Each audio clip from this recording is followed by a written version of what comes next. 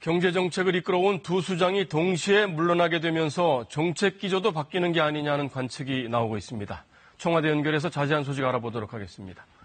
유호윤 기자, 경제라인의 두 수장이 이제 동시에 교체되는 건데요. 경제정책에도 일정 정도 변화가 있는 겁니까? 결론부터 말씀드리면 현 정부 정책 기조는 그대로 유지된다는 게 청와대 입장입니다. 청와대는 이번 인사는 함께 잘 사는 포용국가라는 비전을 힘있게 추진하기 위한 것이라고 밝혔습니다. 정책을 바꾸기 위한 인사가 아니라 기존 정책을 더 잘 추진하기 위한 인사라는 겁니다. 문재인 대통령의 오늘 행보와 발언에도 의미가 있는데요.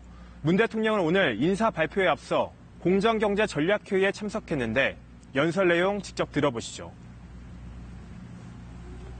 우리 경제는 이제 빨리가 아니라 함께 가야 하고 지속적으로 더 멀리 가야 합니다.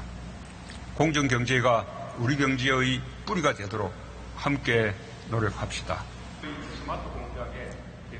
소득주도 성장, 혁신 성장과 더불어 정부 경제정책의 핵심 축 가운데 하나인 공정경제를 재차 강조하면서 기존 정책 기조를 유지하겠다는 뜻을 명확히 한 것으로 해석됩니다. 그동안 경제라인의 엇박자를 걱정하는 사람들이 많았는데요. 후임자 인선 배경을 어떻게 봐야 됩니까? 청와대는 그동안 이른바 김앤장 사이 입장차를 건전한 갈등이라고 말은 시너지 효과 대신 불협화음이 컸다는 평가가 대다수입니다. 이번에 홍남기 실장을 경제부총리로 기용한 배경엔 경제관료이면서도 정책 이해도가 높다는 점이 반영됐습니다. 청와대 고위 관계자는 같은 시각에서 같은 곳을 보면서 호흡을 맞출 수 있으니 실행감과 속도감이 배가 될 것이라고 말하기도 했습니다.